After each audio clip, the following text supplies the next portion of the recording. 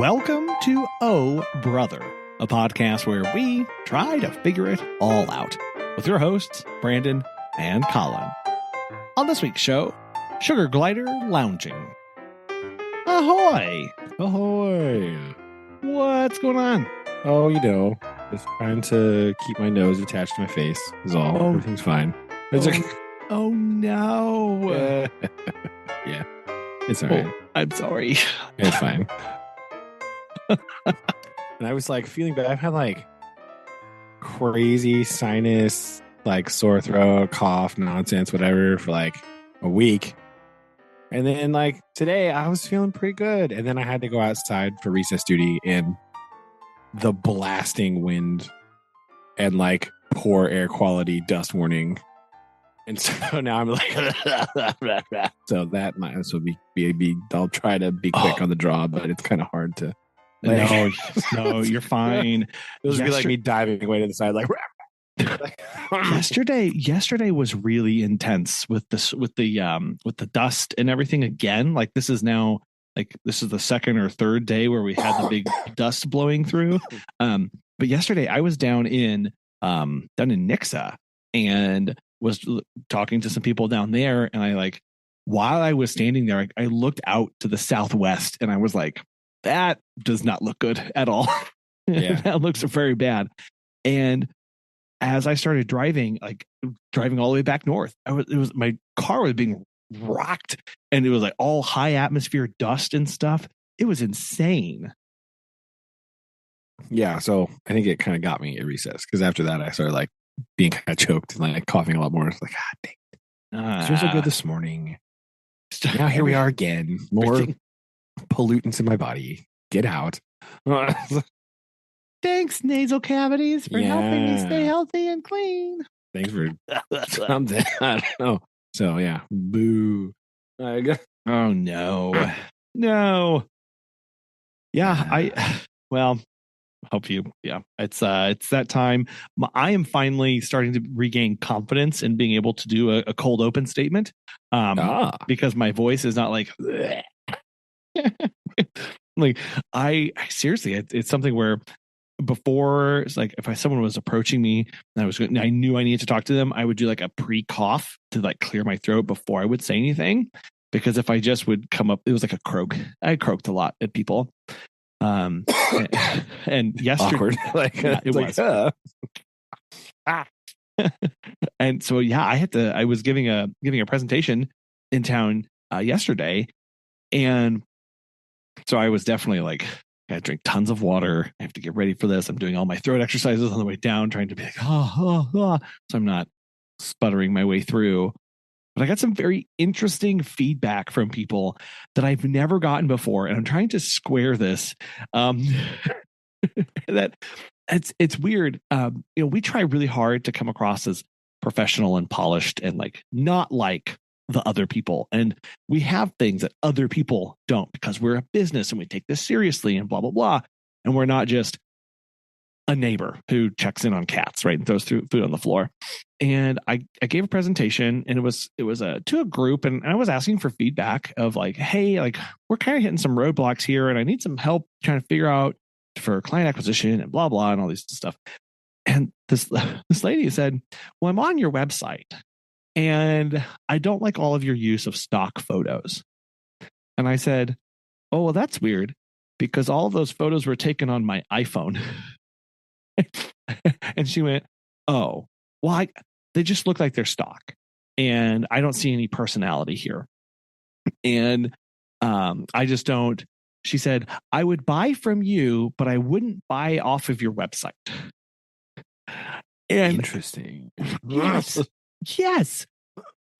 I was like, what does this mean? And we've never gotten this kind of feedback from before. So I'm trying to go. Why are your pictures so good? Dang it. They need to be like bad. Right. That's what Megan said. Worst picture. Yes. And the more this lady talked and gave me critiques, that is the exact sentiment. Why is this so good? You need to be less polished. You need to be less professional. Why can't you have, basically I was like, at some point she's going to tell me why don't I have spelling errors on my website? Ha! Like, oh, I need to Because be your sister-in-law would beat you. That's why. So that would be exactly. I would suffer the full wrath. That's right. Right. And it's been swimming in my head ever since then. And because also coupled with this, I've been trying to get out and like network with people and, hi, what do you do? Oh gosh. Right. Like do my thing. And I actually had two people on the same day say, oh, so like one guy, I know I went in, it's a pet related thing. I know it's a franchise. And I look at everybody and I know this is part of a franchise. And he's looking at the card that I hand him and he goes, my wife and I were looking at franchise opportunities and I didn't see this one as an option. Talking about our business. And I went, because it's me. It's my, I said, we're not a franchise. And he went, oh, huh. And then I was talking to a realtor later in that same day. And she goes, oh, she goes, okay. And this, you're part of a franchise? As in like obviously. And I went, no, no. And so I've got and then so that happened last week. And so I go into this presentation and now this lady's like, you're too polished. Your photos are too good. Your spelling is on point and all of the grammar makes sense. You've got this all like you have policies and procedures. What is that? And I'm sorry. Like, I don't know. I don't know. So I've been sitting with that and I just don't, it's been weird about how like the perception of that. Cause I've long held some opinions on like how you present yourself and like what that conveys to people. And sometimes what sells and connects is more of the story than the credentials. Even though people say they care about the credentials and they care about the safety, and this goes across industries, like if you sell a good story, have a good sob story, have a good background, people will they'll follow you and do whatever. It's this thing that I'm trying to like wrap my head around of how do I take this and I don't know, like shave off the edges, inject more personality without it just being about Megan and I, because it's not anymore, right? Like all of our employees, like I can't just be like, we'll walk your dog, because it's like, it's not going to be me. Yeah, there's like, I have people, look, here they are. Right. It's like, unless it is, and then everything has gone horribly wrong.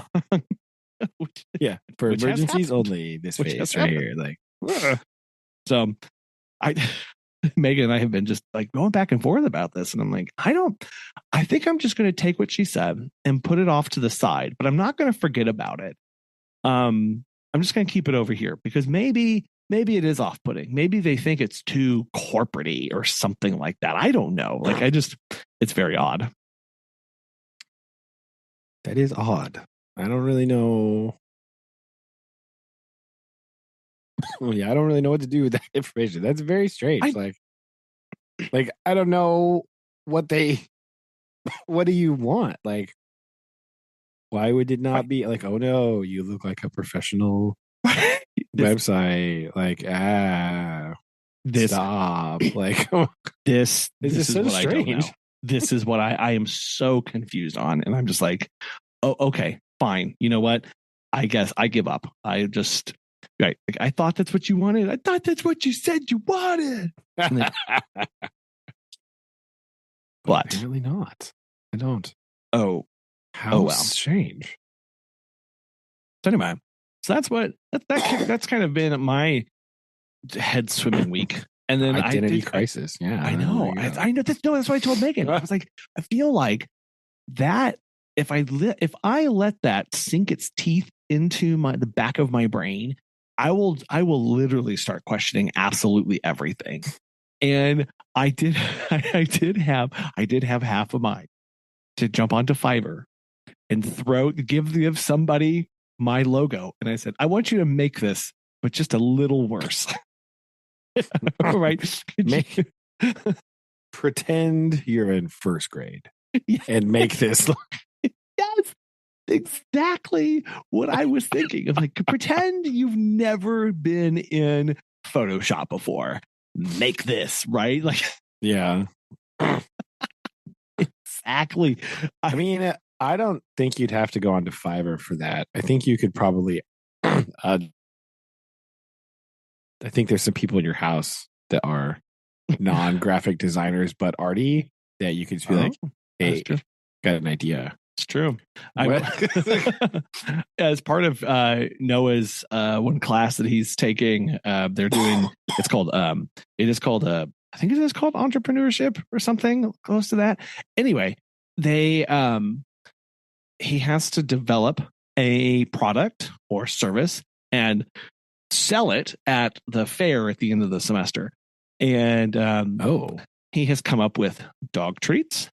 And so today he had to go in and present his poster that he was going to have for this. And he definitely enlisted the help of his big sister to make this a thing and outline it.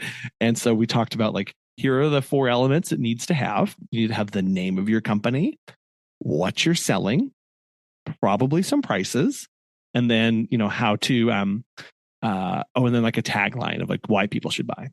So they came up with, their tagline was, your dog will love it. With lots of O's and V's in there. It's a lot of O's. That's. Yep. Uh-huh. Well, what are they? Not to. Okay, I don't want to give away any trade secrets. Oh, right. So you don't have to divulge any secret formulas here. Okay, that's fine. But like, what are these treats? Like, how are they created? Again, without you don't have to give away the secret 11 herbs and spices and all that stuff. Okay, I don't need to know that. No, it's fantastic. Like, no, it's good. It's good. What they are, they're just so I'm also trying to balance this between like how much do I give a 7-year-old and like turn it all over to him versus like a little bit of like guidance and stuff. So what I did was I went and I found, because also I didn't want to, what I wanted to do initially was to sit down with him and like pull up some websites and like walk through individual ingredients and like recipes and then have him tell me which one he wanted. However, I was terrified that, of course, that he would like pick the one that needed, I don't know, some like random ingredient from Peru. And he's like, this is the one really I want to make. Thing. Right. And he being like, ooh, actually just kidding. So what That's why you pre-screen your websites, right? Okay. Don't look at, not this one, but. So that's actually what I ended up doing. I actually just went and found 4 different recipes, printed them off, and took them to him and say, hey, here's 4. I think you, what you should do is you should pick the 2 that you want to try and make to sell. So that's what he did. And I think he picked like a pumpkin one and a blueberry one, I think, or a peanut butter one. How does have you made them yet? Have you given them to the product tester in the house? We have done that's nothing. The next step. We have a poster though. Okay, good step. Poster important. Okay, poster, that's good. Check. So yes, that's our next step, is to then go and start making them. Because I think we still have a couple weeks to do this, but we need to start kind of product testing them. And so what I'll do is we'll go and go to the store and buy all the stuff, but I want him to see like, here's the cost, right? Like here's the cost, and because then he is going to sell these for like actual money at the end of the thing, and so it's like, here's what your product cost, and here's how much time you spent to make these, and now we're going to go sell them and see if we can, how much we make back. And so that'll be part of our lesson back at home of just here's kind of how all that gets put together in the end, and see how that turns out.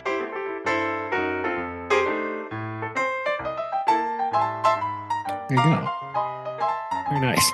Yeah. But I do think the important step here is to see which one Cinnamon likes better, and see like that could be like a slogan, like Cinnamon approved. Cinnamon approved. I think what we are going to find is that Cinnamon will like all of them. The audience, don't tell your customers that. Don't tell your customers, my dog eats literally everything. Okay, don't put that in there. My dog eats trash. Right. Yeah. My dog eats trash out of the neighbor's yard. Don't put that in there. Okay. You want more positive spin on this, right? Like my dog loves this more than my neighbor's trash. There you go. That's what you should. You know what? That's a good point. Like better than better than dead rabbits. Better than dead rabbits. That is, dang. There you go. I think that's an excellent. That is an excellent tagline, right? I like it. We'll see if that sticks. I don't know. Oh my goodness. Oh, you might have what Liam Neeson and Leonardo DiCaprio coming after you, though, right? Can't insult the dead rabbits that way. Boom. It's a deep cut joke, ladies and gentlemen, where you weren't ready for that. You weren't ready for a Gangs of New York joke to just drop in your lap. Was not expecting that. Man, that's a good movie. It's a weird movie. It's a weird movie. I think it's an underappreciated. I don't know how it's appreciated in broader culture, but it's a good one. I like it. I feel like I haven't watched a movie in a long time because it upsets me. Right? Oh.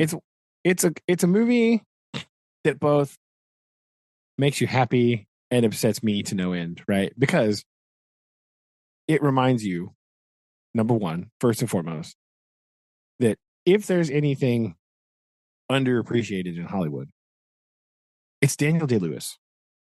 Okay. We talk about people like being good actors, right? And whatever.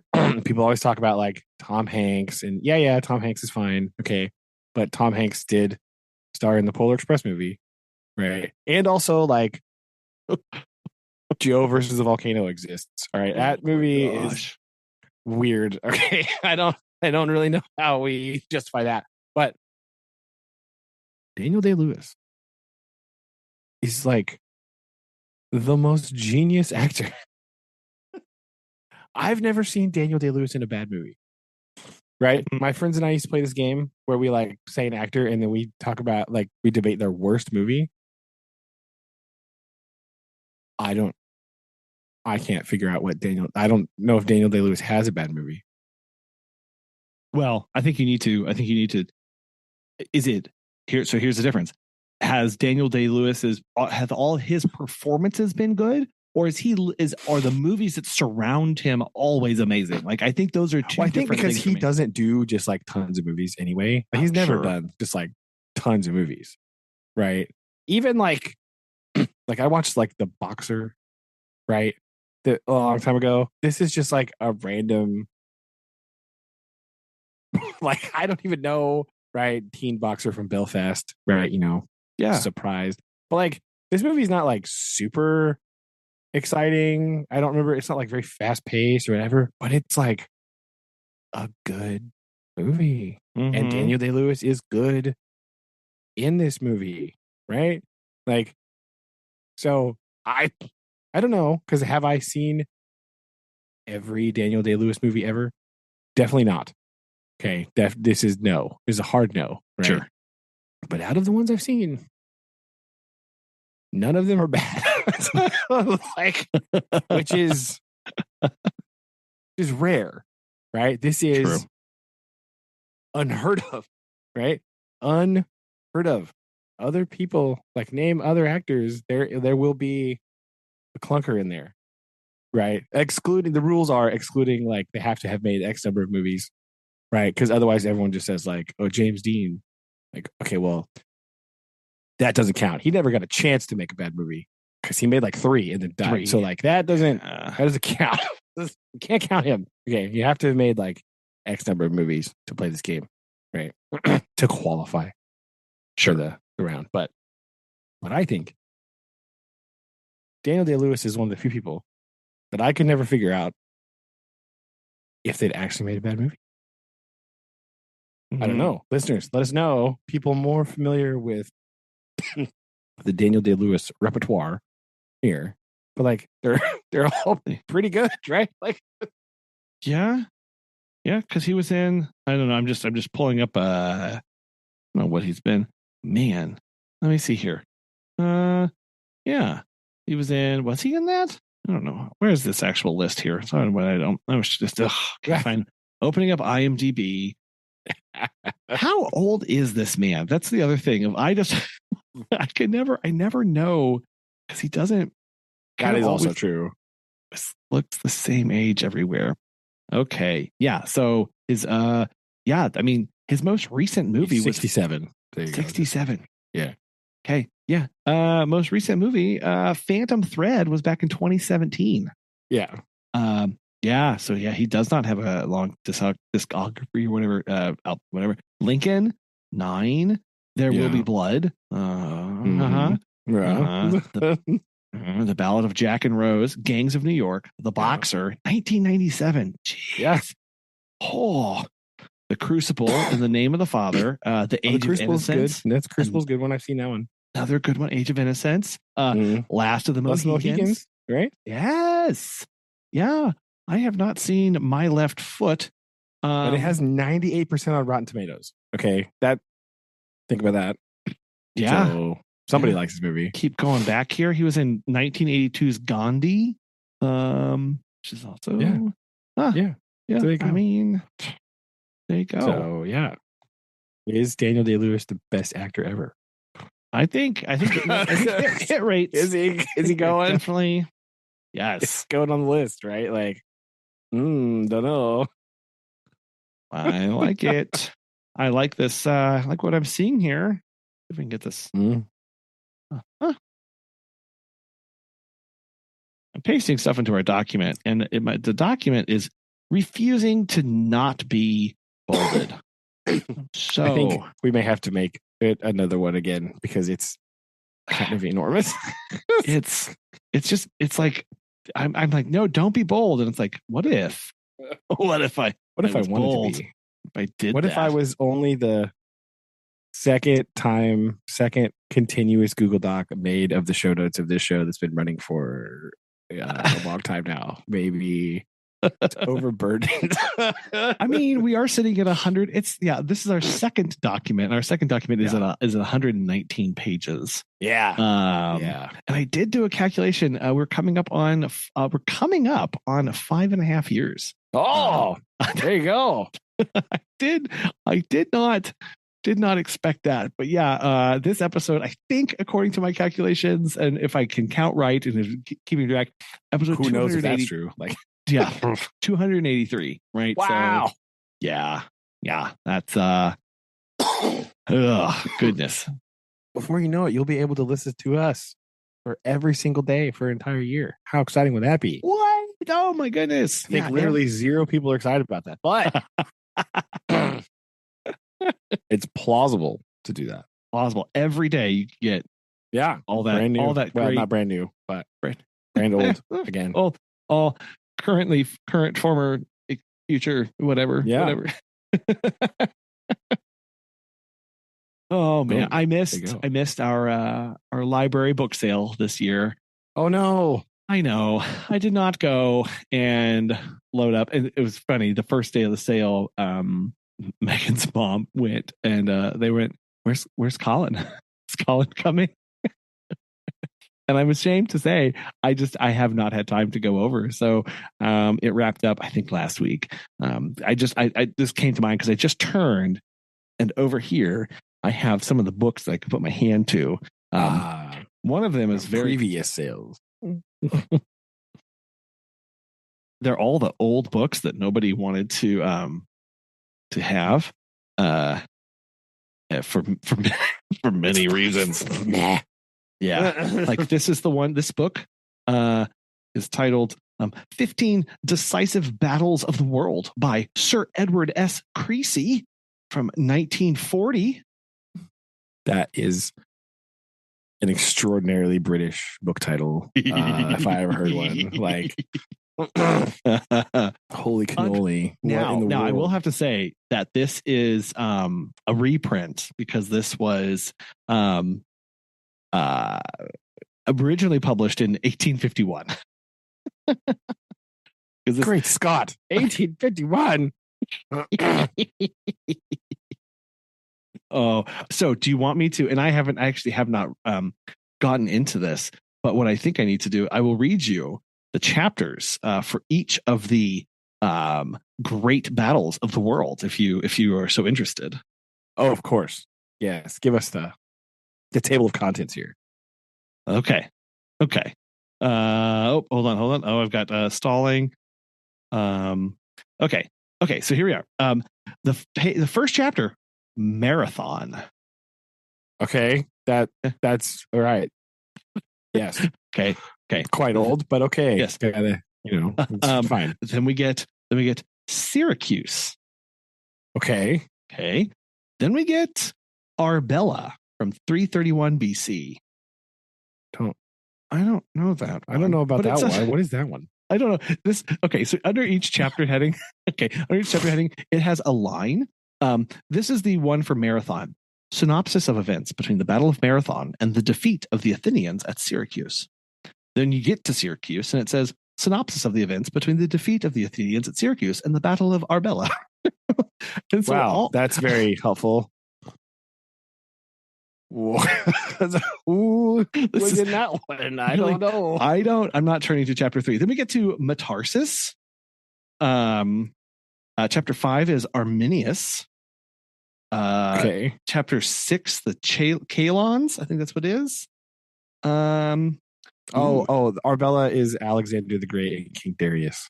Oh, that's sure. Why it sounds familiar. Fine, but that's not the other. That's not the name that it goes by. The Wikipedia listing is the Battle of Gaugamela. Well, they need to take that up with Sir Edward Creasy. Yeah, I don't know. He has some serious opinions about this. That's confusing, but yeah.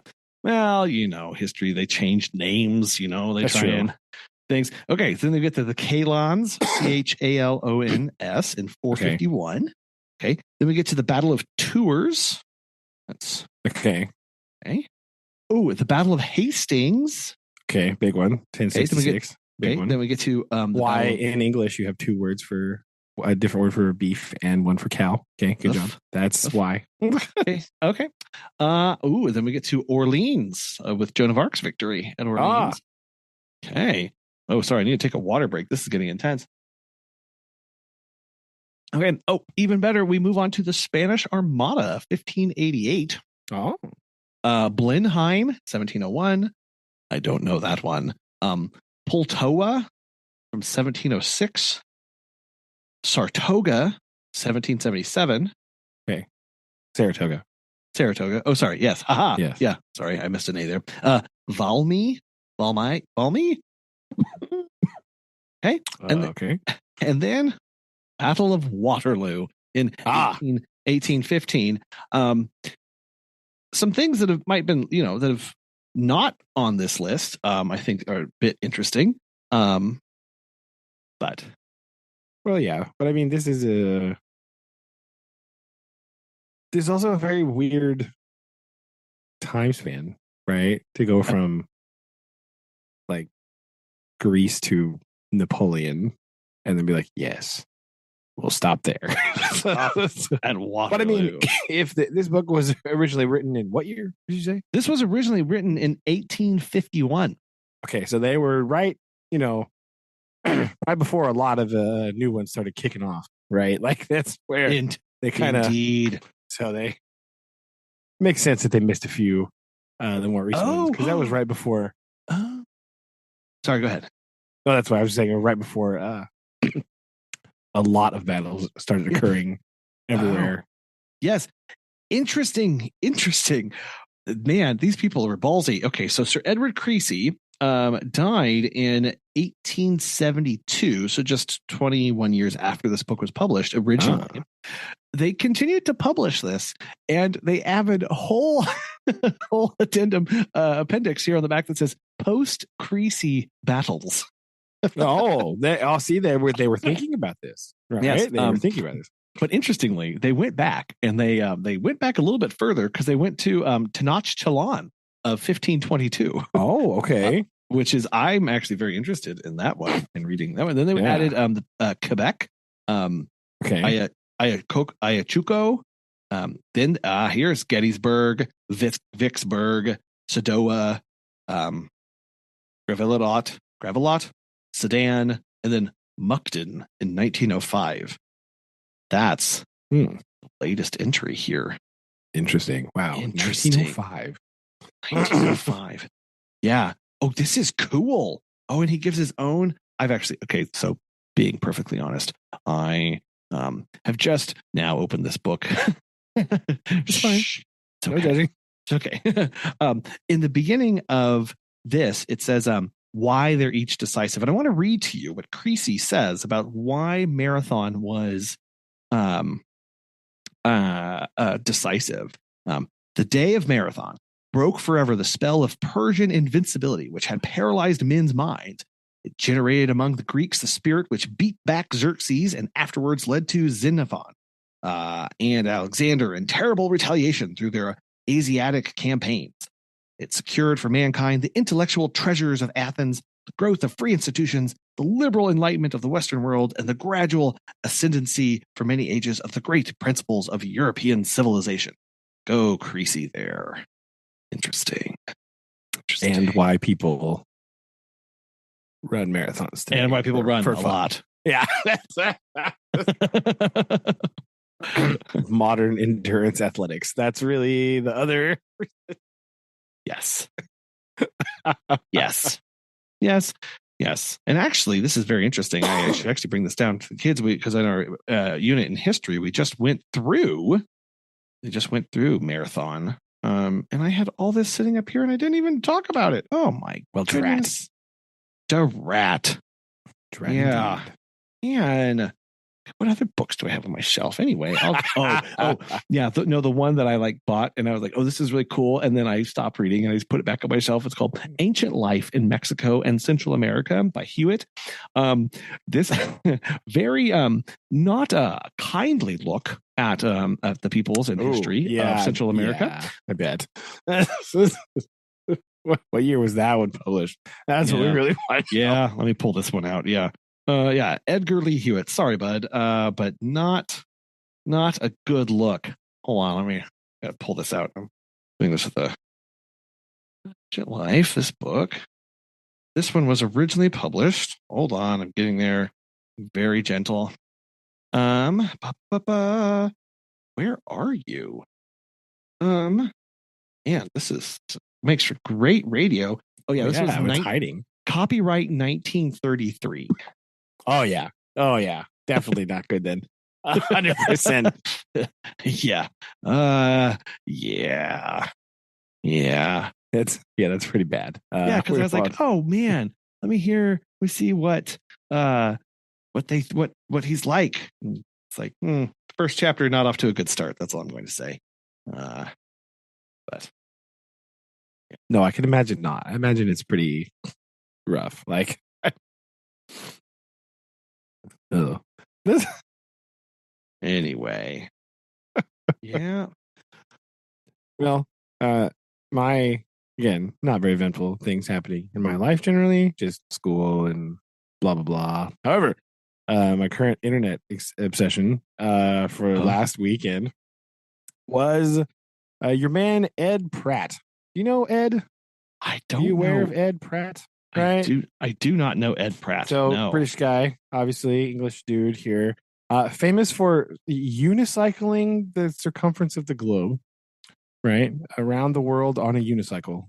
This is his big claim to fame from a couple years ago. Oh my gosh! Yeah, that was him. How do you do that? I don't know. Well, very, I guess. One pedal stroke at a time. I don't really know. Oh my gosh. Yeah. That was a. So you fell down a rabbit hole with him in that you. Well, so I wasn't watching the unicycle ones because I sort of knew about the unicycle ones from before, right? But his current videos series that he's got going on here, he is following the Thames River from source to sea without leaving the river, right? So he's like kayaking the Thames from the head to the ocean. This is his current thing he's been going on for like his video series he's got going on for the last couple of months. This is what this was his latest like adventure thing. And I think part 6 is going to be out soon, but it's not, which is the final part. It's not out yet, but I caught up on all the other part 5s. So it's very interesting. Number one, in that his challenge was that while traveling, he cannot leave the river. So even in the beginning part, when it's like not there, he has to like walk in the river. That makes sense. Right. Yeah. So he was like walking and swimming for the first like long time. I can't remember, like almost 12 kilometers, I think, maybe. He can obviously like get out to go to bed and like eat and stuff, but like to make forward progress, he doesn't leave the river. So it's just interesting to see him traveling through like the British countryside, the 25,000 like locks that they have just everywhere, right? Because they have a pretty robust lock system, right? So he's got to like get out, work the lock, you know, do the thing.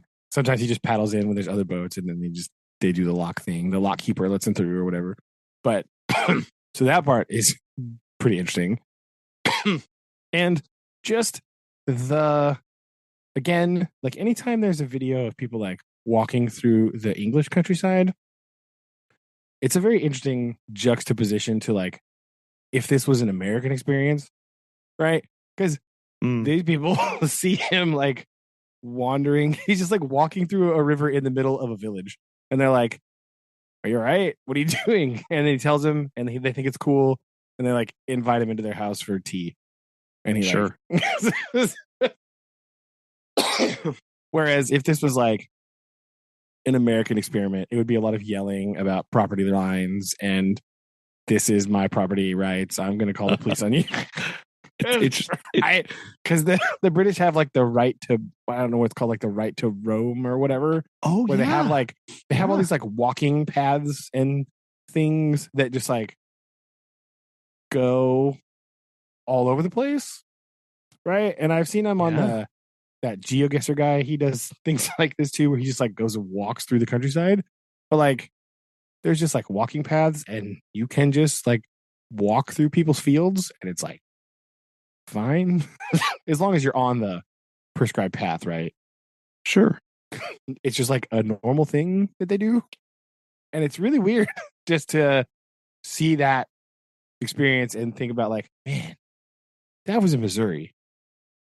This would not go so well for everybody, right? Like there'd be a lot more shouting and potentially shooting. Like it's crazy. I actually we had to, in our little town, we were just out taking care of a dog, and I had to our team member was approached by a nearby a neighbor because we were walking in a lane, right, a little, in between two homes, kind of out in the country, and the neighbor came over and was very not okay that we were there. And was kind of getting accusatory of like, trespassing and it's private property and blah, blah, blah, blah, blah. I was like, no, like, whoa, we're clearly labeled here. I don't know how many trespassers you get, or, thieves that walk around in a bright neon orange traffic, vest here, buddy. But why don't you just back off? Yeah, it's crazy. Like, I don't. Well, and what I like about this, that kind of thing that this guy's doing, and there was the other guy who ran across. Did you say the guy who ran across Africa, right? Who was doing that? Oh yeah, he's apparently going to start something new in New Zealand soon. Oh my gosh, yeah, which is less long but much more mountainy. So we'll see how that. But like, we'll see. Yeah. Well, again, what I like about that, this stuff is just the still trying to do hard things, right? Like I really like that. Of there are still people out there trying to push the boundaries, see what's possible. Even though it's like I don't know, like the explorers of old. Not to get over romanticize this. And speaking of late 1800s, early 1900s, but really just going, yeah, it's nice to see people out trying to do these things because I don't think that that's I don't feel like a lot of people do that much anymore. Obviously not, because why would you? It's hard. I mean, yeah, but it's also just like so random. Like, oh yeah, I'm just gonna, follow this river. That's just like it's a very like I don't know, almost like whimsical thing to do. Like, sounds like I feel like everybody should just be able to do that. I want to follow this river, see where it goes. Like, Yeah. why? No. Why is this a problem? Right? Like, Yeah. it's okay. You should be able to Yeah. do that. That sounds cool, right? No. Like, Now that you mention that, I did have that feeling of I'd have to describe this a bit to the kids when we were on the James River and we were kayaking, right? And we're going down the river, and they had that question. Well, who owns that over there, right? And who owns that over there on the side of the river? And I'm like, well, yeah. somebody does. And then they said, well, who owns the river? And I was like, yeah. Some of those people think they do. Some people think they do. They're wrong. Don't, because Missouri law, right? Didn't get into that, but basically, I was just like, no, we can be here. This is our river, right? This is everybody's river. We all get to be here. Now, you have to access the river through the correct points and not that stuff, but the river is here for everybody to use and enjoy. And while we're going down the river, and oh my gosh, did I tell you that we saw a giant eagle's nest, bald eagle's nest in a huge cypress tree? Yes, we're going down the river. Right, because last time I described how Megan almost got lost and we didn't have to go find her. But yes, okay, she's fine, obviously. But we came around this bend and we look over, right? Yeah, good news. And in the field, there's this huge cypress tree, and right smack dab in it is in the crux of the tree is a massive bald eagle's nest. And then way over on the arm is just sitting one bald eagle. And I was like, that is bad. Like, oh my goodness, that is so cool. And I realized like, yeah, that's something that's hard to communicate to the kids of like, no, you have no idea. Like when I was young, bald eagle, what? like eagle days took they were like years, not whatever. In Missouri. Like, not in Missouri. It was really crazy when they started to show up. And now that like we just see them driving down to dad's and they're just kind of that's pretty nuts. All over the place now. And I can see here where there is a bald eagle's nest just sitting right over there. Like that is so cool. And after that moment, I did sit back and was able to be very like, I don't know, very present just on the river of like, man, this is such a cool thing that we do get to do. Now, again, we don't have all the like, right to roam, like kind of things, but like I'm on a river and we just get to do this, and so I turned to the kids. I was like, we just get to do this. This is the access to the river is just, can you get a boat here? Right. Like and sure, there's a lot that goes into that, but like, here it is. We get to enjoy it and take care of it and everything like that. And I had all that running through my head as soon as I saw that bald eagle, because that was just like a boom, like right in the face kind of experience. That's pretty neat. Yeah, I guess. Yeah, sometimes we have there's like a guy who has like a big pond out in his like field, right? And every once in a while when we're driving to work, there's just an eagle just like standing there looking in the water. And it's like, what?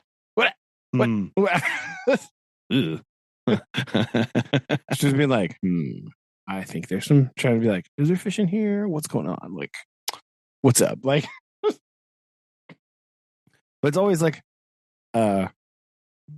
you said, it's like takes you back a second, like, whoa, because you're just so, like, in my mind, you're so ingrained to like not see that because they were so critically endangered for such a long amount of time, and they like were none in Missouri at all, anywhere. So like, to see him just like chilling in the dude's field is kind of it's jarring, right? Like, what are you doing? Holy cow. Yeah. Yeah. To be able to just, yeah, I don't know. It just came around that corner. And at first you're like, what is that? Oh my goodness. That's what that is. Well, also they're actually enormous, right? And you don't really think about that because you don't see them, at least here, you don't see them very often. So like you don't think about how big they are no. until you see it and you're like, what is that giant thing? Oh Lord, it's a bird. Oh my gosh. Yes. Yep. Because again, you have that feeling of going, now I know based off of scale and distance that that is a massive tree. And to see how much of that tree is taken up by nest is terrifying, right? And then also to look over to the right in the tree branch and see still a humongous bird sitting over there. You're like, yeah, okay. I mean, in Missouri, seeing a bird that is like 3 feet tall is shocking, right? Like, there's nothing even remotely close to that size. No. Anywhere near here, right? And any sort of bird, even remotely close to this big. And then to look over and see a bird that is close to 3 feet tall is like, it's surprising, right? And I still, every time I see it, I'm like, what?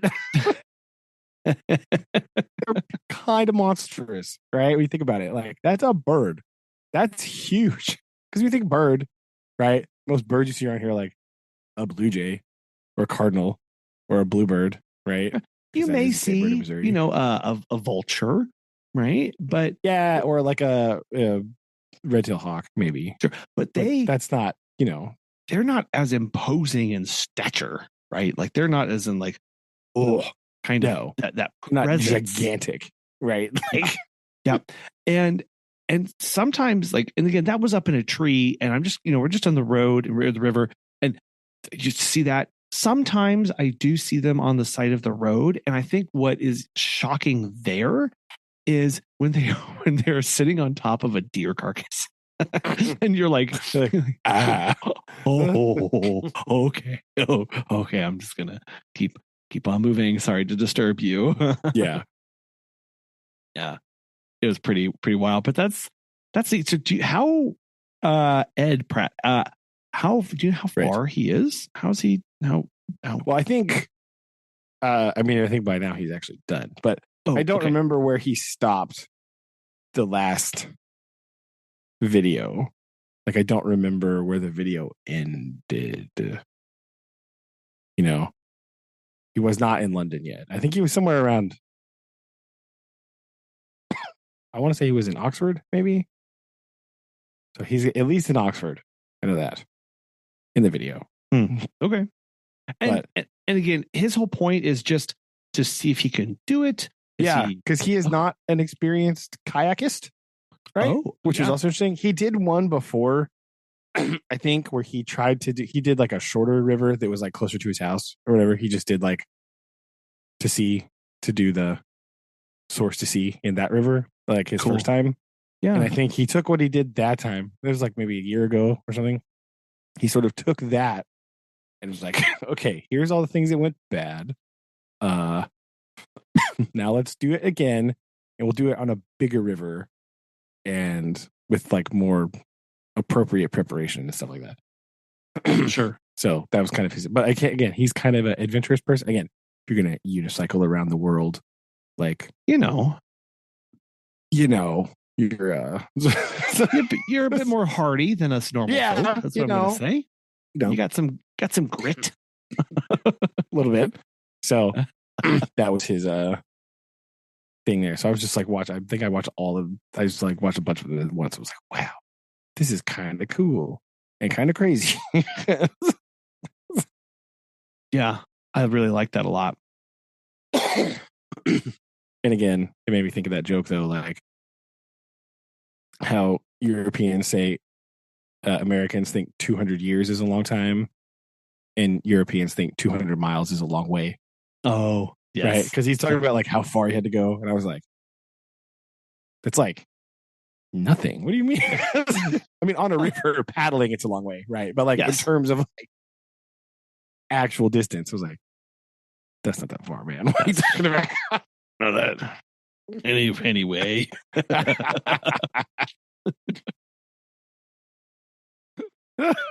Yeah, it's definitely shapes perspectives on a lot of things. That's for sure. When you have that kind of space, true, to move and roam. But yes. Anyway, that's what I was. That's what I was watching mostly this week, and so I'm just waiting for the last video to come out, and we'll see how it goes. And, okay, I'm assuming he's alive because he posted all the videos. So probably made it, but we'll see. I would assume. Want to see him get to the end, Soon. Boom. There you go. So, well, I'm gonna add that to a watch list. Huh. Oh, I did. I did a meet and greet for a pet that I have never taken care of before. Really? Okay, yes. Hold on. Okay, and now I'm curious. Pet you've never can't be a groundhog or a prairie dog. That's not a prairie dog. Exactly. Not a prairie dog. Can't be a prairie dog. Does it have feathers? No. Oh, no scales. No scales either. Oh, I've got to be honest. I am surprised that we have not cared for one of these over the years. It was indeed. Do you want to do one more, guys? I mean, does it slither? But you said no scales. No slithering, no scales, no swimming either. No swimming. No swimming either. No does it have hooves? Nope. No hooved. Okay. No hooved. Again, I'm surprised. I'm surprised that we have never taken care of a sugar glider before. Oh, nice. Yes. Very nice. Very nice. Cool. I'm very excited about these. Now, I don't know why I didn't guess sugar glider or chinchilla. That would have been, what the heck? Yeah. Oh, well. Pretty fun. Big. Yeah. Well, again, it's like, but like I was like instantly put like, like the reason that we really need to come over, they need to be fed and watered and cleaned up and things like that. They're older, right? So these are also kind of like entering geriatric year sugar gliders. So they're way more calm. They're way more relaxed. They're not like bolting out and like, right. The owners have done a really good job of socializing them because sugar gliders are actually pretty well known to get really cranky if you don't hold them. And then they get like extremely bitey. But not mostly we need to come over to brush their teeth. Interesting. So twice a week they brush them. And I haven't held a small rodent like this in many long time. years. Long time, right? But immediately when they're like, here's how you hold their body, and then you put their head in between your thumb and your index and your middle finger to create a triangle. So you can like your muscle memory kicked in. You're like, kicked in. This. Whack. Boom. I got this. This is perfect. Give me the Q-tip. I will brush these teeth. I remember this. Wham. Here's how I hold, and get a little bit of the scruff in there, and you get their head pinned and thing. Like I've got this. So it was really fun, and getting to hear the owners. They are lifelong sugar glider owners. Yes. Yeah. These are like the third pair that they've had. And these are actually an adopted pair because they got them from a lady. They had a pair, one passed away and one got really lonely. And then they got connected with a lady who was surrendering these two that they have now and brought them in. So they had three for a time. And they're like, that was a bit much. And I was like, yeah, that sounds that tracks. Sounds like a little bit. And yeah, so it was kind of neat. It was neat. And they are very creatures of habit now. It was kind of neat because I had this expectation of, okay, they're going to be energetic. They're going to be scrambling around. But no, like you pick them up and they're like, I do not want to be out. I want to be back in my hammock. Stop talking to me. Yep. Now, granted, it was in the middle of the day, so they were napping, and because they are nocturnal. But the owners were like, no, this is just how they are. They just want to be right over there. I was like, perfect. That actually is very nice. I love lounging animals. My favorite type. Yes, I will lounge I would lounge all the day. Yes. So we got some sugar glider lounging coming up. I'm very excited about this. Did they? So you said that they were lifelong sugar glider people. Yes. Did they divulge what drew them to sugar gliders as pets?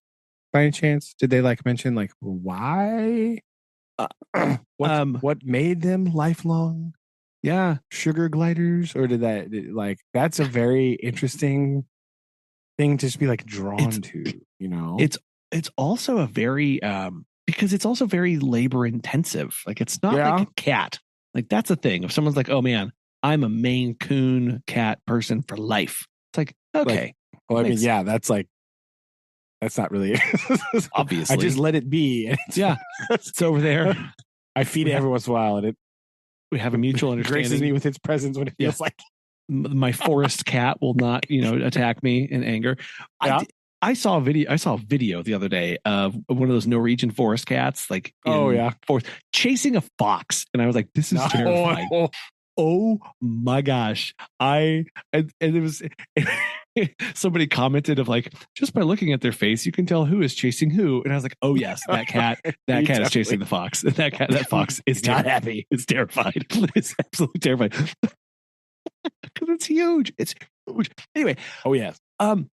Now these clients, they didn't really, but one thing they I will say this is however many they've had after all these years, and they are just so fascinated by these things. They said, and the wife even said, after all these years, I just can't get over how they look. So I think it was one of those like that is unique and different is probably what attracted to them. And they've still been fascinated all these years later and are still just really in love with them as a creature and the thing that they can have in their house. Yeah. So interesting. Because it's like, I mean, they're cool, but like, just to be like, I am now a lifelong sugar glider enthusiast, which I mean, I guess if you go the step to like actually have one once, I feel like things like that are never mind. My argument just fell apart in my head. It's like a lot of people wouldn't just be like, I'm just going to get this because it's cool. Like, wait, no. That's exactly what people would do. Never mind. That's good. No, that argument is bad, Brendan. What are you talking about? I think what you're pointing out is the investment that goes into them. Like that certainly is real. And it's like, yeah, who would spend $400 on a cage and the special food and all of the enrichment toys and all of the things like that? Right. Actually, quite a few people. like, and then just to throw that all out, because it is a little bit of a sunk cost of like, yeah, once you get one, it makes the second one, like you really amortize those expenses the longer you keep sugar gliders in the home. That is true. And it does make the second one easier to get too, right? Because you're like, well, I already have all the stuff. Right. You know what I mean? Yes. Like, yeah. It's like the people who I know who have aviaries because they got into like cockatiels or parrots, and it's like, right, you have like a whole other house addition on in your backyard for your aviary. It kind of justifies the next purchase, right? Once you build the aviary, you're like, well, yeah, it's kind of like we've come this far. Yeah. Again, so we might as well keep going. Yeah. If ever there was a definition of sunk cost fallacy, it's, well, I've already built the aviary. I've already built the aviary. I might as well get that other bird I was looking at, right? Like, I actually there's a store in town that is specific to parrots, and I went in and was speaking with the owners, and they do a lot of rehoming. You have to when your bird lives to be like 100, you got well, or again, sunk cost fallacy when somebody kind of like, I don't know, ends up with 5 toucans. They're like, you know what, 5 toucans is kind of 5 too many for me, and they need you to come and take them. Oh my gosh, what Yeah, the heck? yeah. I was I like, didn't even know "Are you could se-" have a toucan. Like I that didn't doesn't know seem either. I didn't know either that you could just have like you just have one. Just have one. It was there in town. Like they didn't even.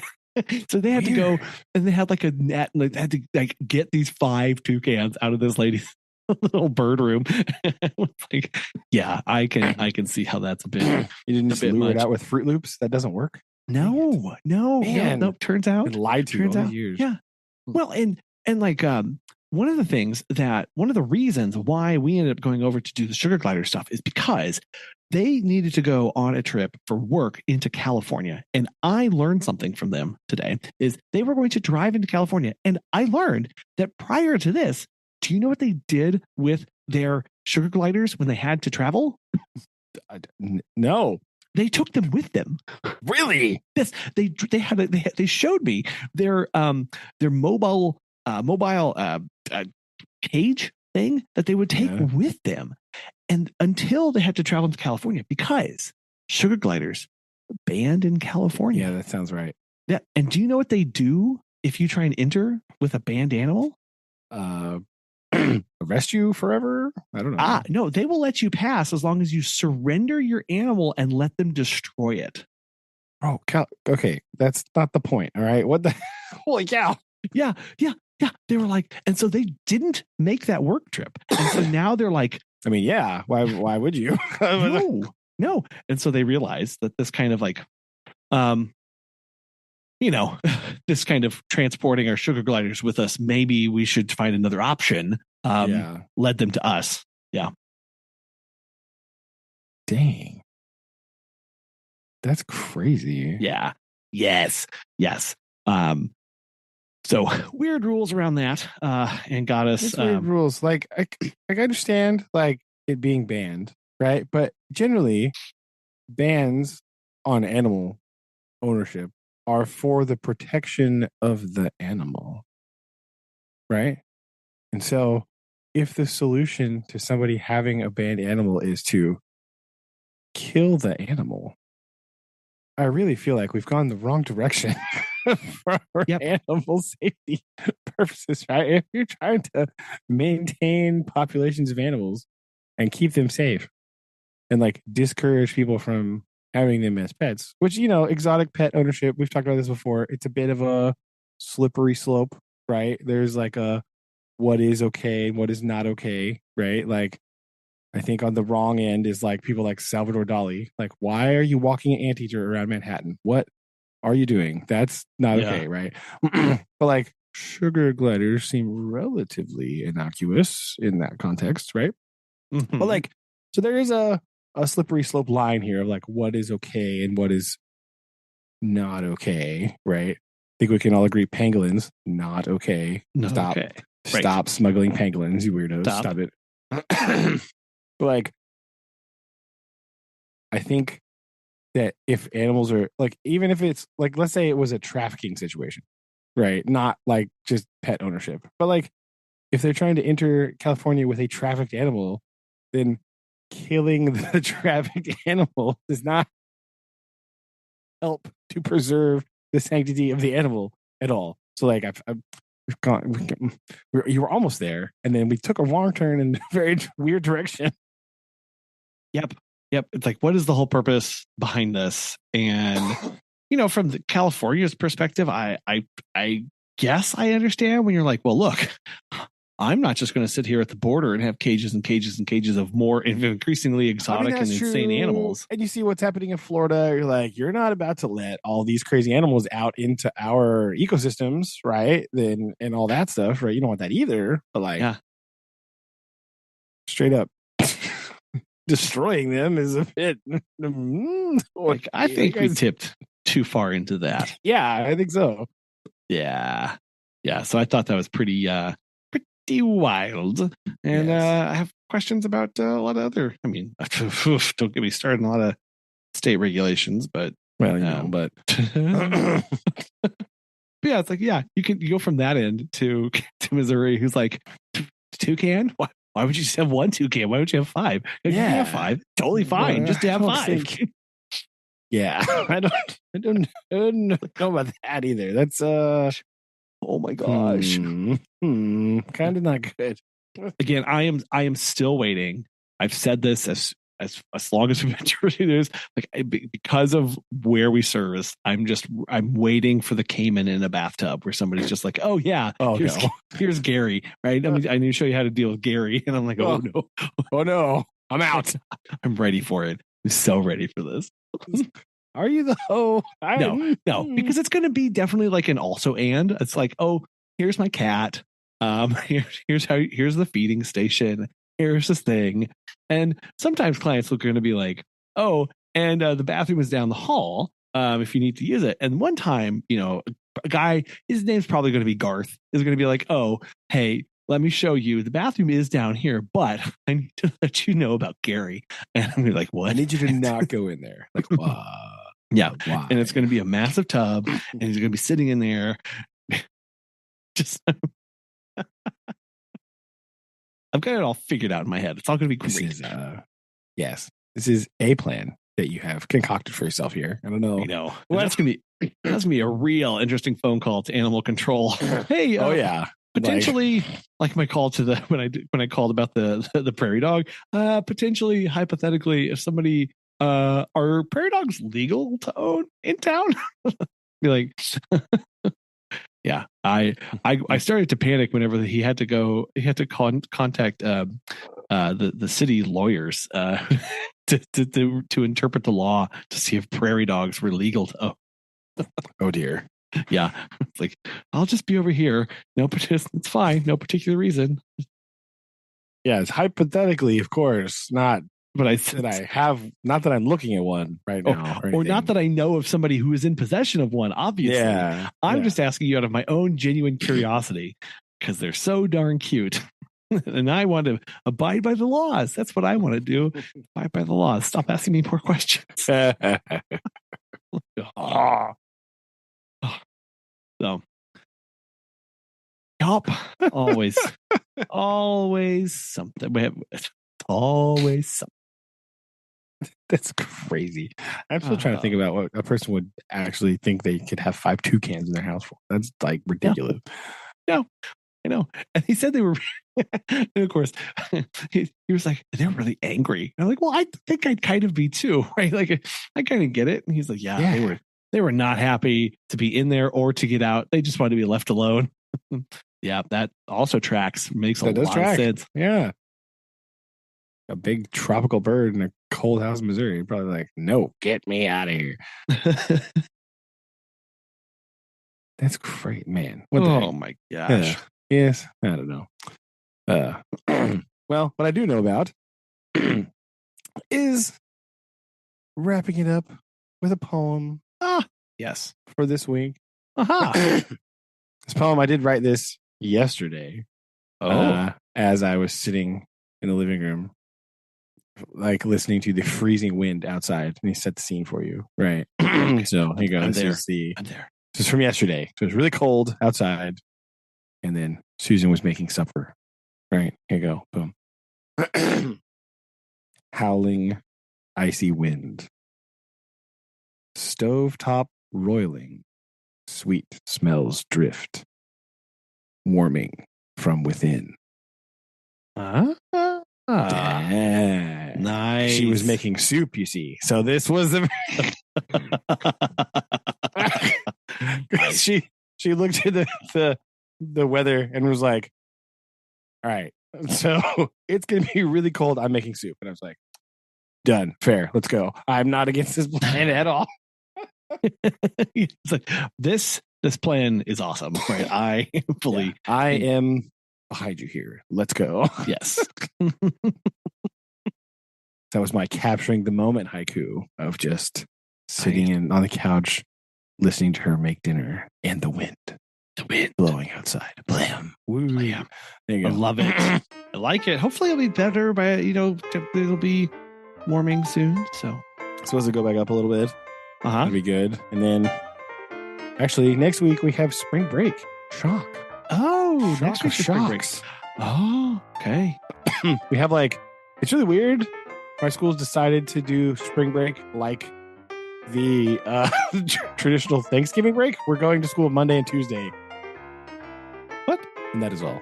I don't know. That's a terrible plan. It's kind of weird. Yeah, it's kind of a weird plan. I don't really know why we're doing that this year, but that's the plan the calendar people settled on was, what if we did it like this? Like, oh, okay, well, it's better than nothing. So I'm going to go with it. You know what? That's true. It's better than nothing. It's better than nothing. So my big plan for next week is I realized that I saw an article or something about Clarkson's Farm season 4. And I was like, oh, snap. I never watched season 3. So that's my spring break plan is to watch. Okay. Nice. That's perfect. That's my plan. So I will report, maybe not next week, but the week after. That's my plan. So, boo. Well, I look forward to the update and how things progress there, and I hope your nose unplugs and you feel better soon too. Yeah, me too. Hope, because this coughing is really annoying. Like every time you probably notice this, but like the more I talk, then my throat gets a little bit tickled, and then I just can't stop coughing. It's like and then and then the more you're like, oh, I'd like to kind of do a light chuckle to that. You're like, and then you have like, nope, not gonna happen there. Yep, never mind. I'm not laughing at all. I'm just gonna be right here. So, oh well, I will let you go. Rest your voice. Okay. Love you. I love you too. Bye. Bye.